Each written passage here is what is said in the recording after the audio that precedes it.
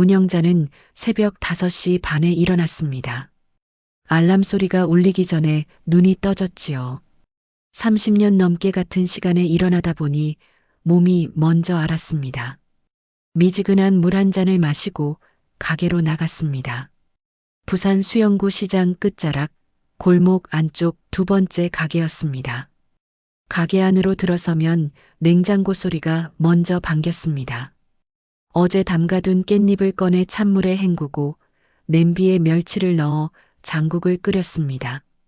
물이 끓는 동안 플라스틱 통을 씻어 말리고 앞치마를 2번 묶었습니다. 손은 쉬지 않고 움직였지만 머릿속은 자꾸 다른 곳으로 갔습니다. 휴대폰 화면이 켜질 때마다 가슴이 두근거렸습니다. 강태수라는 이름이 뜨길 기다렸지요. 어제 저녁 이후로 답이 없었습니다. 읽음 표시만 떠 있었습니다. 전화를 걸까 망설이다가 참았습니다. 먼저 연락하면 또 부담스럽다는 말을 들을까봐 두려웠습니다. 태수를 만난 건 3달 전이었습니다. 복지관 야외 행사에서 옆자리에 앉았고 커피를 함께 마셨습니다. 그는 말이 많고 웃음이 잦은 사람이었습니다. 바다 사진을 찍어 보내주었고 영자의 반찬을 맛있다고 칭찬했습니다. 처음엔 조심스러웠지만 점점 마음이 기울었습니다. 오래 혼자 살다 보니 금방 흔들렸지요. 그런데 요즘 들어 뭔가 이상했습니다. 만남은 늘 태수의 일정에 맞춰졌고 약속 시간은 자주 바뀌었습니다. 저녁 9시에 갑자기 전화가 와서 잠깐 나올 수 있냐고 물었습니다. 영자는 피곤했지만 나갔습니다. 그가 기다린다는 말에 거절하지 못했지요. 지난주엔 장비 렌탈 보증을 부탁받았습니다. 잠깐이면 된다고 했습니다. 영자는 머뭇거렸고 태수는 서운하다는 표정을 지었습니다. 결국 도장을 찍었습니다. 그 뒤로 마음 한구석이 무거웠습니다. 예전에도 비슷한 일이 있었습니다. 1년 전 만났던 남자도 처음엔 친절했지만 나중엔 돈 이야기만 꺼냈습니다. 그때 끝내지 못하고 질질 끌다가 결국 연락이 끊겼지요. 아침 장사가 시작됐습니다. 단골 손님들이 하나둘 들어왔고 영자는 반찬을 담아 건넸습니다. 오늘 깻잎 맛있어요. 손님이 웃으며 말했습니다. 영자도 웃었지만 마음은 무거웠습니다. 손님이 나가고 혼자 남으면 다시 휴대폰을 봤습니다. 여전히 답이 없었습니다. 점심을 지나 오후가 되자 가게는 한산해졌습니다. 영자는 의자에 앉아 창밖을 봤습니다. 골목 너머로 사람들이 지나갔습니다. 모두 자기 일을 하며 살아가는 것 같았습니다. 영자도 그렇게 살고 싶었습니다. 누군가를 기다리지 않고 혼자서도 괜찮은 하루를 보내고 싶었지요. 그때 휴대폰이 울렸습니다. 태수였습니다. 오늘 저녁에 잠깐 봐야 할 것 같아. 짧은 문장이었습니다. 영자는 답장을 쓰려다 멈췄습니다. 무엇을 말해야 할지 몰랐습니다. 알겠어요라고 쓰고 보냈습니다. 손이 떨렸습니다. 이번에도 또 끌려가는 건 아닐까 그런 생각이 들었습니다. 저녁 7시에 가게 문을 닫았습니다. 평소보다 1시간 일찍 마감했지요. 태수가 8시에 보자고 했습니다. 영자는 서둘러 앞치마를 벗고 손을 씻었습니다. 거울을 보니 피곤한 얼굴이 비쳤습니다. 립스틱을 바르고 머리를 빗었습니다. 약속 장소는 시장 입구 카페였습니다. 영자가 먼저 도착해 자리에 앉았습니다. 커피를 주문하고 기다렸습니다. 8시가 지나고 10분이 지났습니다. 태수에게 전화를 걸었지만 받지 않았습니다. 문자를 보냈습니다. 도착했어요. 읽음 표시가 떴지만 답은 없었습니다. 8시 반이 되어서야 태수가 들어왔습니다. 급하게 걸어와 자리에 앉더니 한숨부터 내쉬었습니다. 미안해, 일이 좀 꼬였어. 영자는 괜찮다고 말했습니다. 태수는 커피를 주문하지 않고 바로 이야기를 꺼냈습니다. 지난번에 부탁한 거 있잖아. 렌탈 보증. 영자는 고개를 끄덕였습니다. 그게 좀 더 필요할 것 같아. 한 건 더 부탁해도 될까? 영자는 말문이 막혔습니다. 지난번 보증도 아직 해결이 안 됐는데 또 부탁한다는 말이 이해되지 않았습니다. 지난번 거는 어떻게 됐어요? 조심스럽게 물었습니다. 아직 진행 중이야. 근데 이번 건이 급해서. 태수는 손을 뻗어 영자의 손을 잡았습니다. 나 믿지? 금방 끝나. 다음 달이면 다 정리돼. 영자는 손을 빼려다 멈췄습니다. 태수의 눈을 봤습니다. 진심으로 보였지만 불안했습니다. 저도 가게 돌리는 게 쉽지 않아요. 보증을 잡고 서면 부담이 돼요. 태수의 표정이 굳었습니다. 그럼 날 안 믿는 거야? 그게 아니라 사람 사이에 믿음이 있어야지. 나 힘들 때 도와주는 게 사랑 아니야? 영자는 가슴이 답답했습니다. 사랑이라는 단어가 무겁게 눌렀습니다. 도와주지 않으면 나쁜 사람이 되는 것 같았습니다. 생각 좀 해볼게요. 겨우 말했습니다. 태수는 한숨을 쉬며 자리에서 일어났습니다. 알았어. 그럼 연락 기다릴. 인사도 없이 나가버렸습니다. 영자는 혼자 남았습니다. 식어버린 커피를 한 모금 마셨습니다. 쓰고 텁텁했습니다. 집으로 돌아오는 길이 멀게 느껴졌습니다. 골목을 걸으며 생각했습니다. 예전 남자도 똑같았습니다. 처음엔 잘해주다가 나중엔 돈 이야기만 했습니다. 영자는 그때도 거절하지 못했습니다. 미안하다는 말만 들으면 다시 도와줬지요. 결국 100만 원을 떼이고 연락이 끊겼습니다. 이번에도 그럴까 두려웠습니다. 하지만 태수는 다르다고 믿고 싶었습니다. 석 달 동안 함께 웃고 얘기했던 시간들이 아깝게 느껴졌습니다. 혼자 사는 게 외로웠습니다. 누군가 옆에 있다는 것만으로도 위안이 됐지요. 다음 날 복지관 자조 모임이 있었습니다. 영자는 평소처럼 참석했습니다. 6명이 둘러앉아 차를 마시며 이야기를 나눴습니다. 이정민이 영자를 봤습니다. 요즘 표정이 안 좋아요. 무슨 일 있어요? 영자는 망설이다 조금씩 털어놨습니다. 태수와의 일, 보증 부탁, 불안한 마음. 말하는 동안 목소리가 떨렸습니다. 정민은 조용히 들었습니다. 그리고 물었습니다. 그 사람이 영자 씨한테 뭘 해줬어요? 구체적으로요. 영자는 생각해 봤습니다. 칭찬을 많이 했습니다. 사진도 보내줬습니다. 하지만 실제로 뭘 해줬는지 떠오르지 않았습니다. 밥값도 늘 나눠냈고 데이트 장소도 영자가 정했습니다. 그 사람은 영자 씨 시간 맞춰준 적 있어요? 영자는 고개를 저었습니다. 늘 태수 일정에 맞췄습니다. 밤늦게 전화해서 나오라고 한 적은요? 영자는 고개를 끄덕였습니다. 정민은 손을 뻗어 영자의 손을 잡았습니다. 영자 씨, 이건 사랑이 아니에요. 이용당하는 거예요. 그 말이 가슴에 박혔습니다. 영자는 눈물이 났지만 참았습니다.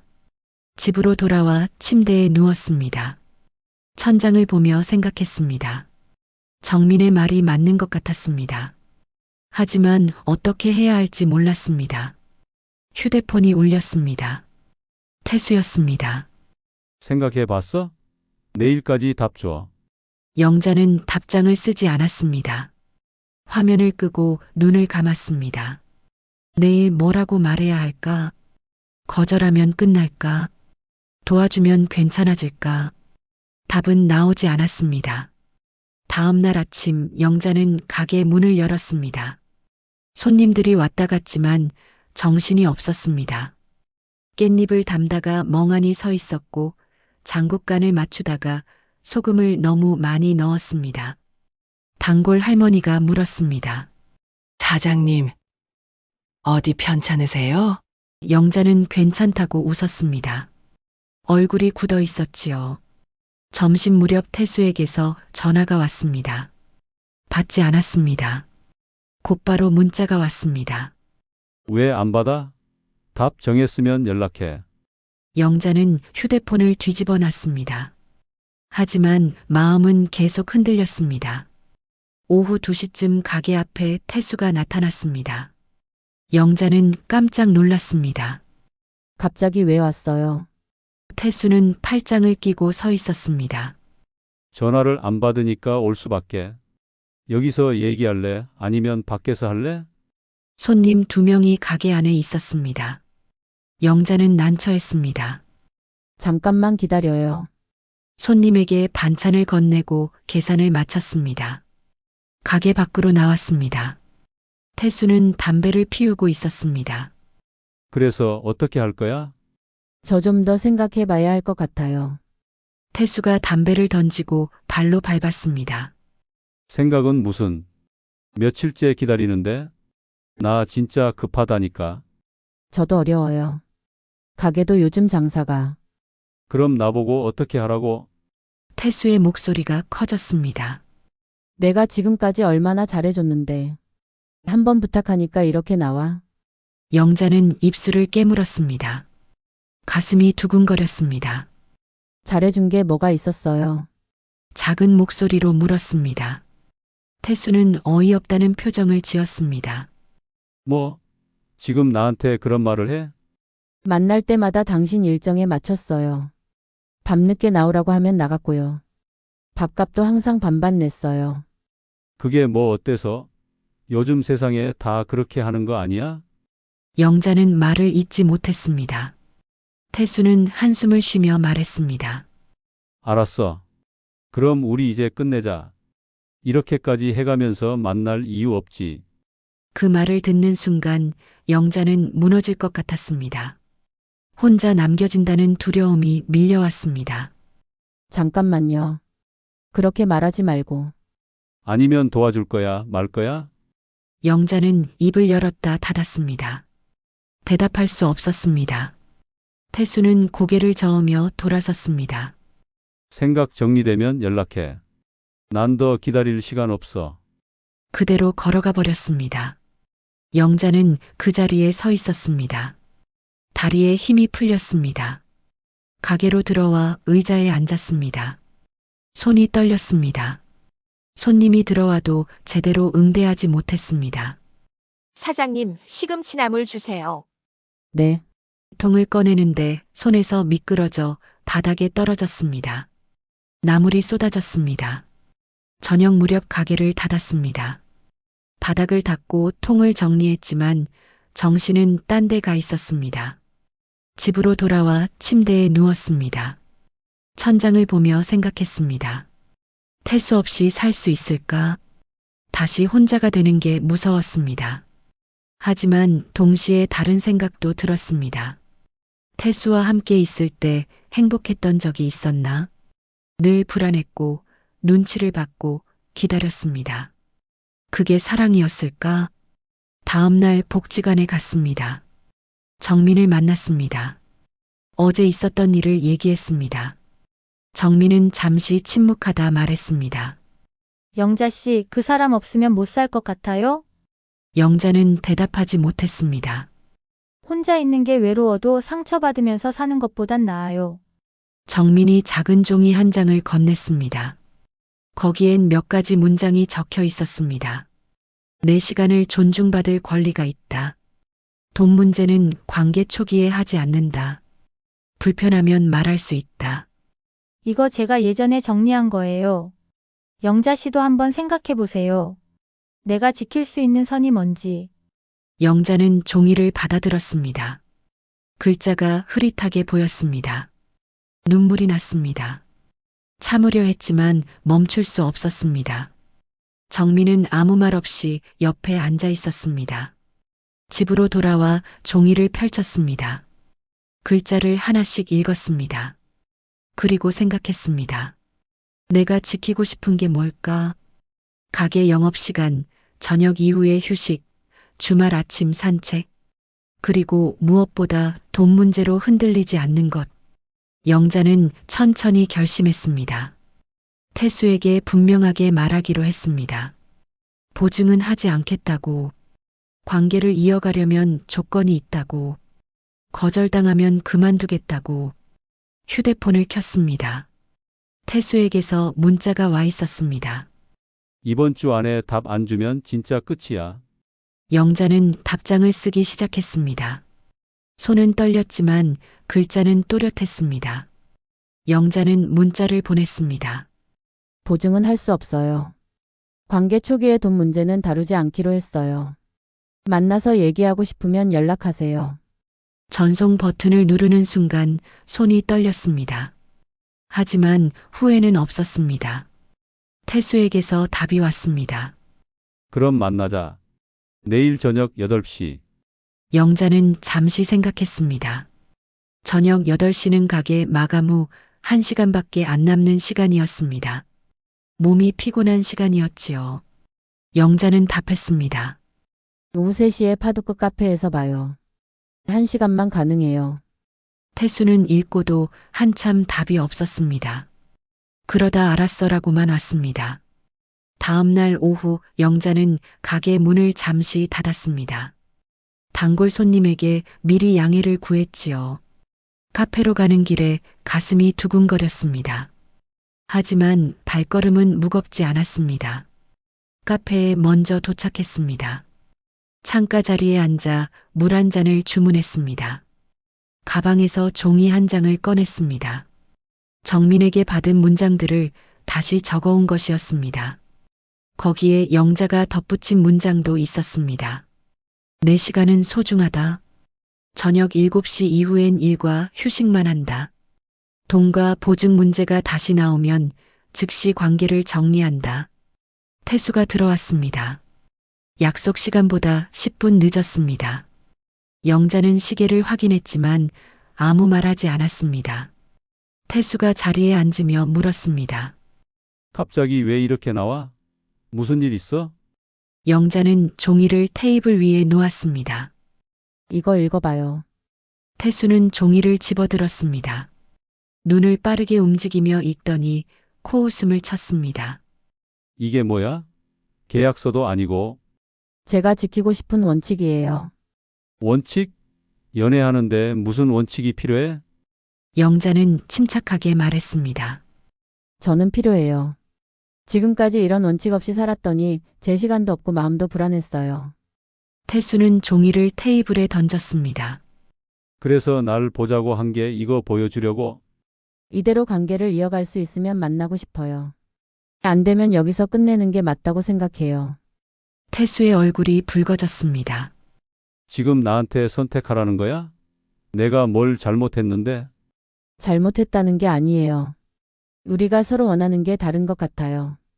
내가 원하는 건 당신이 날 좀 믿어주는 거야. 그게 그렇게 어려워? 영자는 고개를 저었습니다. 믿음은 강요할 수 없어요. 시간이 쌓여야 생기는 거예요. 태수는 입을 다물었습니다. 잠시 침묵이 흘렀습니다. 그러다 태수가 말했습니다. 알았어. 그럼 이제 우리 끝이네? 영자는 대답하지 않았습니다. 가슴이 아팠지만 무너지지 않았습니다. 태수는 자리에서 일어났습니다. 잘 살아. 이렇게 빡빡하게 살면 누가 당신 옆에 있겠어. 돌아서서 나갔습니다. 영자는 그 자리에 남아 창밖을 봤습니다. 태수가 골목 너머로 사라졌습니다. 눈물이 났지만 흘리지 않았습니다. 물 한 모금을 마시고 일어났습니다. 계산을 하고 가게로 돌아왔습니다. 가게 문을 열고 들어서니 익숙한 냄새가 났습니다. 장국과 깻잎, 간장 냄새였습니다. 영자는 앞치마를 두르고 다시 일을 시작했습니다. 단골 손님이 들어왔습니다. 사장님, 아까 문 닫혀 있길래 놀랐어요. 영자는 웃으며 대답했습니다. 급한 일이 있었어요. 이제 괜찮아요. 저녁 7시에 셔터를 내렸습니다. 평소처럼 정확한 시간이었습니다.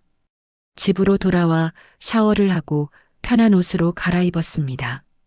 저녁은 간단하게 국과 반찬으로 먹었습니다. 설거지를 마치고 소파에 앉았습니다. 휴대폰을 봤습니다. 태수에게서 연락은 없었습니다. 영자는 태수의 번호를 삭제했습니다. 손가락이 멈칫했지만 끝까지 눌렀습니다. 삭제 완료 메시지가 떴습니다. 그날 밤 잠이 잘 왔습니다. 오랜만에 꿈도 꾸지 않았습니다. 아침에 눈을 떴을 때 몸이 가벼웠습니다. 며칠 뒤 복지관 모임에 갔습니다. 정민이 물었습니다. 어떻게 됐어요? 영자는 차분하게 이야기했습니다. 정민은 고개를 끄덕였습니다. 잘했어요. 쉽지 않았을 텐데. 처음엔 무서웠어요. 혼자 남는 게. 근데 지금은 괜찮아요. 정민이 웃었습니다. 혼자 있는 게 외로운 것보다 잘못된 사람과 함께 있는 게 더 외로워요. 영자도 웃었습니다. 그 말이 마음에 와닿았습니다. 가게는 예전처럼 돌아갔습니다. 손님들이 왔다 갔고 반찬이 팔렸습니다. 저녁 7시가 되면 문을 닫고 집에 가서 쉬었습니다.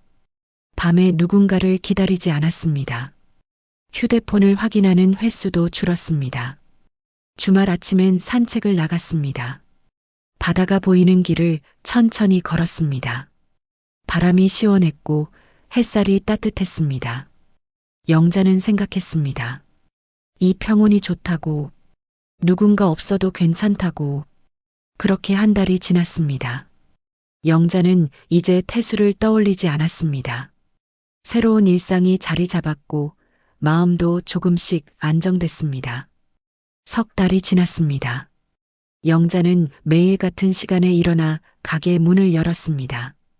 깻잎을 씻고 장국을 끓이는 동안 마음은 고요했습니다. 휴대폰을 확인하는 일도 줄었습니다. 누군가를 기다리지 않으니 하루가 길었습니다. 복지관 모임은 계속 나갔습니다. 정민과 함께 산책을 다녔고 시장 상인 셋과 함께 재료를 공동 구매하기 시작했습니다. 원가가 내려가고 여유가 생겼습니다.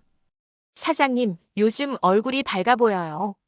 단골 손님이 말했습니다. 영자는 웃으며 대답했습니다. 그런가요? 요즘 잘 지내요. 저녁 7시 마감을 지키니 생활이 규칙적이 됐습니다. 집에 돌아와 샤워하고 책을 읽거나 드라마를 봤습니다. 밤에 누군가의 연락을 기다리지 않았습니다. 잠은 깊었고 아침은 상쾌했습니다. 어느 날 복지관 게시판에 공지가 붙었습니다. 로맨스 스캠 예방 교육. 영자는 그 앞에 서서 한참 봤습니다. 태수 같은 사람이 얼마나 많은지, 피해를 입은 사람이 얼마나 많은지 적혀 있었습니다. 영자는 생각했습니다. 내가 잘한 거구나. 그때 끊어낸 게 맞았구나. 정민이 옆에 섰습니다. 영자 씨 이거 봤어요? 네. 저도 위험했던 것 같아요. 정민이 영자의 어깨를 토닥였습니다. 그래도 잘 빠져나왔잖아요. 대단해요. 영자는 웃었습니다. 대단하진 않았지만 자신이 자랑스러웠습니다. 며칠 뒤 가게에 낯선 여자가 찾아왔습니다. 50대 초반쯤 보이는 사람이었습니다. 혹시 사장님이세요? 영자가 고개를 끄덕이자 여자가 말했습니다. 저 강태수한테 당한 사람이에요. 사장님도 그 사람 아시죠? 영자는 가슴이 철렁했습니다. 네, 알아요. 저는 300만 원 떼었어요. 보증도 섰고요. 경찰에 신고했는데 피해자가 여럿이래요. 사장님도 피해 있으세요? 영자는 고개를 저었습니다. 저는 끊었어요. 보증 요구 받았을 때 여자의 눈이 커졌습니다. 어떻게 끊으셨어요? 저는 못 끊겠더라고요. 영자는 잠시 생각하다 말했습니다. 무서웠어요. 혼자 남는 게. 근데 그 사람이랑 있는 게 더 무서웠어요. 그래서 끊었어요. 여자는 눈물을 글썽였습니다. 부럽네요. 저는 바보같이 끝까지 갔어요. 영자는 여자의 손을 잡았습니다. 바보 아니에요. 누구나 당할 수 있어요. 중요한 건 이제라도 벗어나신 거예요. 여자는 고맙다고 인사하고 나갔습니다. 영자는 한참 그 자리에 서 있었습니다. 내가 정말 잘한 거구나. 그때 용기 낸 게 맞았구나. 가슴이 벅차올랐습니다. 저녁에 정민에게 전화했습니다.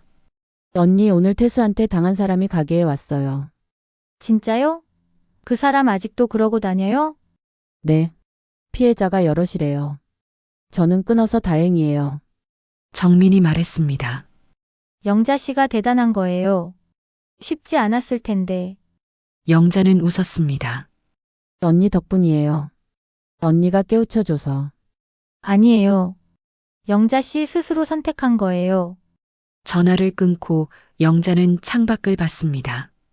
골목에 가로등이 켜졌습니다. 사람들이 오가고 있었습니다. 모두 자기 삶을 살아가고 있었습니다.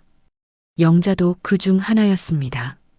다음 주 복지관 모임에서 영자가 말했습니다. 저 요즘 생각이 많았어요. 혼자 사는 게 외롭다고만 생각했는데 잘못된 사람이랑 있는 게 더 외로운 것 같아요. 다른 사람들이 고개를 끄덕였습니다. 맞아요. 저도 그랬어요. 영자가 이어서 말했습니다. 이제는 괜찮아요. 혼자 있어도. 제 시간을 지키며 사는 게 제일 좋아요. 정민이 박수를 쳤습니다. 다른 사람들도 따라 박수를 쳤습니다. 영자는 얼굴이 붉어졌지만 기분이 좋았습니다. 그날 밤 집으로 돌아오는 길 영자는 하늘을 올려다봤습니다. 별이 반짝이고 있었습니다. 예전엔 외로워서 누군가를 찾았습니다. 이젠 혼자서도 괜찮았습니다. 언젠가 좋은 사람을 만날 수도 있겠지만 그때도 제 기준을 지킬 겁니다. 제 시간을 지키고 돈 문제는 다루지 않고 불편하면 말할 겁니다. 가게 셔터를 내리며 영자는 미소 지었습니다. 내일도 이렇게 살 거예요. 제 속도로, 제 방식으로. 그게 가장 좋은 삶이니까요. 누군가 없어도 괜찮아요. 이미 충분하니까요.